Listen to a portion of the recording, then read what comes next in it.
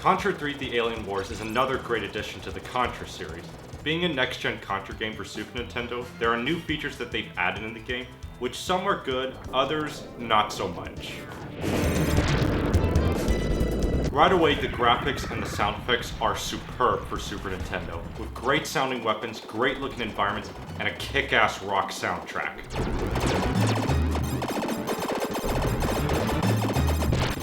One change this game made that was much appreciative is that now you can just hold down the button to fire the starter weapon instead of tapping the button to the point where your fingers would fall off.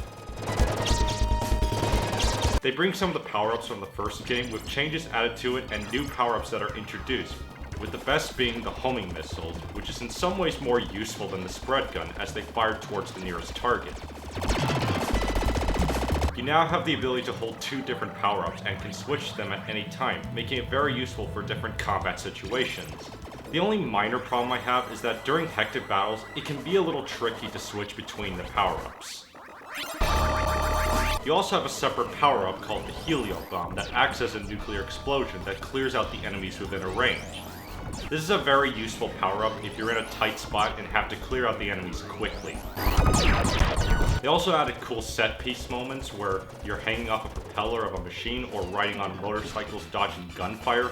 These are very cool moments that help spice up the action in the game. The main problem I have with the game are the overhead stages. They don't play the same way that Super Contra plays in the overhead stages, and is a lot more disorienting than it needs to be as you're trying to rotate and navigate around. I think this stage would have been a little bit better if it played like Super Contra, where the controls are a lot better on.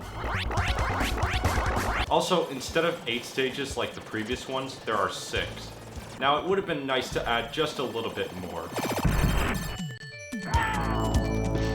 Contra 3: The Alien Wars is in many ways just as fun as the other titles, and while it's a bit short and the overhead stages are kind of annoying, it still has great action and it's very challenging.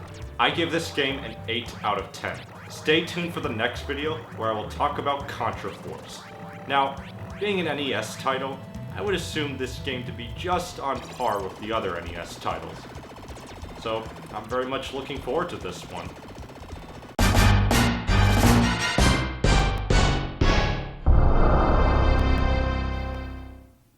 What the f-